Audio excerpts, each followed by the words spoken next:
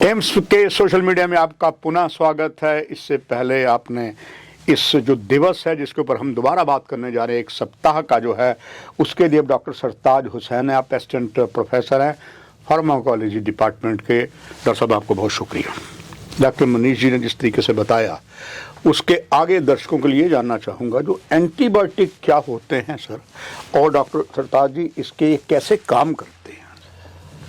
Antibiotic वे दवाइयाँ हैं जो बैक्टीरियल संक्रमण में हम इस्तेमाल करते हैं। एंटीबायोटिक या तो बैक्टीरिया की ग्रोथ को रोक देती हैं या बैक्टीरिया को मार देती हैं।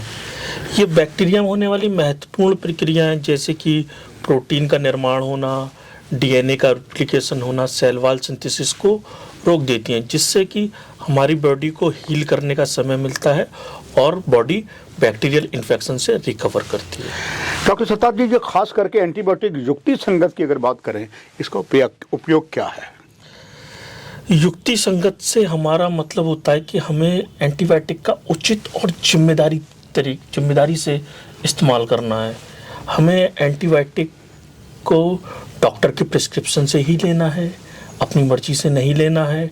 और उचित एंटीबायोटिक रेशनल से हमारा मतलब है कि हमें सही एंटीबायोटिक को सही डोज में हमें कितने मिलीग्राम में चाहिए, कितनी ड्यूरेशन, कितने दिन के लिए, कितने हफ्ते के लिए चाहिए, और कितनी फ्रिक्वेंसी में, दिन में 2 बार या 3 बार, और कौन से रूट से लेनी है हमें। और इरेशनल का मतलब ये नहीं होता कि हम गलत एंटीबायोटिक ही ले रहे हैं। इरेशनल का मतलब ये होता है कि अगर हम सही एंटीबायोटिक भी ले रहे हैं लेकिन वो गलत मात्रा में ले रहे हैं, गलत ड्यूरेशन में ले रहे हैं, गलत फ्रिक्वेंसी में, तो वो भी इरेशनल की श्रेणी में आएगा। और हमें जो बात का ध्यान रखना है, जो एंटीबायोटिक है वो बैक्टीरियल संक्रमण में ही प्रभावी है। वायरल इन्फेक्शन जैसे कि कॉमन कोल्ड, फ्लू, उसमें एंटीबायोटिक का कोई रोल नहीं है।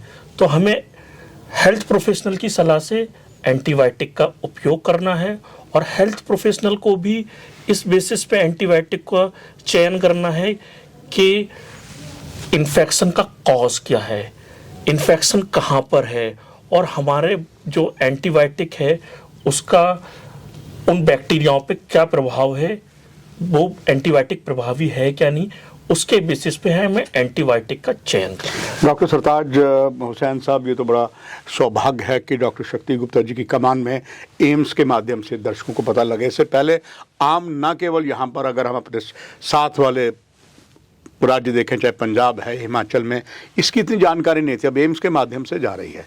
आपसे ये जानना चाहूँगा, एंटीबायोटिक जो प्रतिरोध के परिणाम जो क्या होते हैं।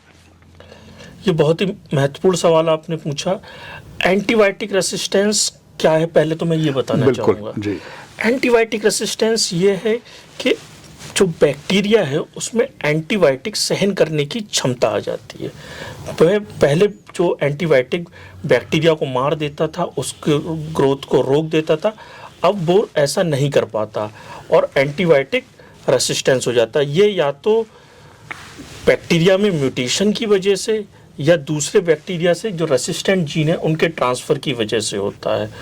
और जो एंटीबायोटिक रेसिस्टेंस है, ये एक WHO ने भी जैसे कहा है, वर्ल्ड हेल्थ ऑर्गेनाइजेशन, ये एक ग्लोबल हेल्थ थ्रेट है, क्योंकि इसके परिणाम बहुत ही गंभीर और दूरगामी हो सकते हैं। जैसे कि सबसे पहले, जो अगर एंटीबायोटिक रेसिस्टेंस होता है, हॉस्पिटल में फैलता है, तो जो पेशेंट है उसमें जो बीमारी का समय है वो बढ़ जाएगा, हमें हायर एंटीबायोटिक का यूज़ करना पड़ेगा, पेशेंट का जो इलाज पे खर्च है वो बढ़ जाएगा। और जैसे कि हमारे अस्पताल में बहुत से जो रूटीन प्रोसीजर हैं जो एंटीबायोटिक निर्भर करते हैं, जैसे कि ऑपरेशन का होना, ऑर्गन ट्रांसप्लांटेशन, कैंसर पेशेंट में कीमोथेरेपी, ये काफ़ी हद तक एंटीबायोटिक निर्भर करती। तो ये अगर एंटीबायोटिक रेसिस्टेंस हो जाएगा तो ये प्रोसीजर काफ़ी हद तक हो सकता है, काफ़ी हद तक नामुश्किल भी हो सकी, नामुश्किल इसमें डॉक्टर साहब हो सकती। इसमें डॉक्टर साहब खास करके बात करें जो जिसकी प्रतिशोध को कैसे रोके, प्रतिरोध को कैसे रोके, आई मीन इसको खास करके what is the prevention antibiotic resistance को प्रिवेंट करने के लिए हमें सबसे पहले हेल्थ केयर प्रोफेशनल, आम जनता, पब्लिक और पॉलिसी मेकर गवर्नमेंट तीनों को साथ में आना पड़ेगा। हमें तीनों को मिलकर काम करना पड़ेगा। हेल्थ केयर प्रोफेशनल जो है वो एंटीबायोटिक का सही चयन करें कि हमारे पास जो एंटीबायोटिक के जो पेशेंट आया क्या उसमें एंटीबायोटिक की ज़रूरत है या नहीं, और अगर एंटीबायोटिक की ज़रूरत है तो हमें वहाँ पे उससे पहले हमें ये पता लगाना है कि इन्फेक्शन का कॉज क्या है, साइट क्या है, और हमारे जो एंटीबायोटिक सेंसिटिविटी पैटर्न क्या है हमारी कम्युनिटी का। उसके आधार पे हमें एंटीबायोटिक का चयन करना है। दूसरा, हो सके तो प्रारंभ में हमें नैरो स्पेक्ट्रम एंटीबायोटिक का उपयोग करना है, क्योंकि अगर हम ब्रॉड स्पेक्ट्रम का एंटीबायोटिक का प्रयोग करेंगे तो रेसिस्टेंस का चांस बढ़ जाएगा।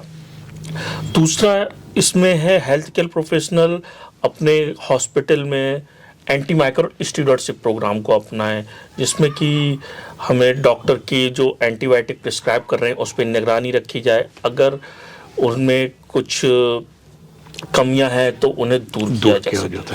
और गवर्नमेंट लेवल पे गवर्नमेंट इसमें रिसर्च को बढ़ावा दे और आम जनता के लिए ये कि एंटीबायोटिक का वो जिम्मेदारी पूर्वक सेवन करें। डॉक्टर सरताज साहब, आम देखा गया है एंटीबायोटिक ऐसी चीज़ है जिसको थोड़ी सी भी तकलीफ होती है, डॉक्टर के पास ज़्यादा डॉक्टर सही मात्रा में लिखता है कि आपने इसको TDS लेना है, BDS लेना, 5 दिन के लिए लेना है या कितने दिन के लेना। मगर अक्सर देखा गया जैसे आपने प्रिस्क्रिप्शन लिखी कि आपने इसको 1 OD इतना लेना है या 2 BD, यानी कि एक सुबह शाम 5 दिन खाना, मगर होता क्या है 2 दिन के बाद उसे रिलीफ होता है और छोड़ देता है। ऐसे पेशेंट्स के लिए आपकी उनको राय, उनको संदेश और कुल मिला के इस दिन पर एंटीबायोटिक के ऊपर आपका संदेश सभी दर्शकों के लिए। यह बहुत ही अच्छा सवाल पूछा आपने। ये अक्सर देखा गया है कि लोग एंटीबायोटिक का जो कोर्स होता है वो पूरा नहीं करते हैं। अगर आपको 7 दिन का बताया गया तो आप उसे 3 दिन में ही, 4 दिन में ही ख़त्म कर देते हैं। आपको 3 बार बताया गया कि दिन में 3 बार सेवन करना है, आप 2 ही बार कर रहे हैं, तो ये इर्रेशनल की कैटेगरी में आता है और इससे एंटी माइक्रोबियल रेसिस्टेंस का चांस बढ़ जाता है। और मैं ये कहना चाहूँगा कि पिछले 25 वर्ष में हमारे पास एंटीबायोटिक का कोई नया ग्रुप नहीं खोजा गया है, और क्योंकि हमें जो हमारे पास अवेलेबल एंटीबायोटिक है उन्हीं से काम चलाना है, तो अगर हम जिम्मेदारी पूर्वक इस्तेमाल नहीं करेंगे तो एंटीबायोटिक रेसिस्टेंस एक गंभीर समस्या होगी, और जिसके लिए हमारे पास कोई नया एंटीबायोटिक ग्रुप नहीं है। और फिर अगर हम सारे एंटीबायोटिक कंज्यूम कर लेंगे तो हम आने वाली फ्यूचर जनरेशन के लिए क्या छोड़ के जाएंगे। दर्शकों, यही महत्वपूर्ण बात है डॉक्टर सरताज हुसैन के माध्यम से आप तक मिली, और बहुत ही महत्वपूर्ण जो ये बात है खास करके एंटीबायोटिक के ऊपर, आशा है कि एम्स शुरू होने से पहले महत्वपूर्ण जानकारियां अलग अलग विभाग के अधिकारीगण, डॉक्टर्स दे रहे हैं, उस पर आप अमल करेंगे, आपका जीवन सुखमय होगा। आप सभी का धन्यवाद। डॉक्टर साहब, आपका भी धन्यवाद। यही कार्यक्रम की समाप्ति।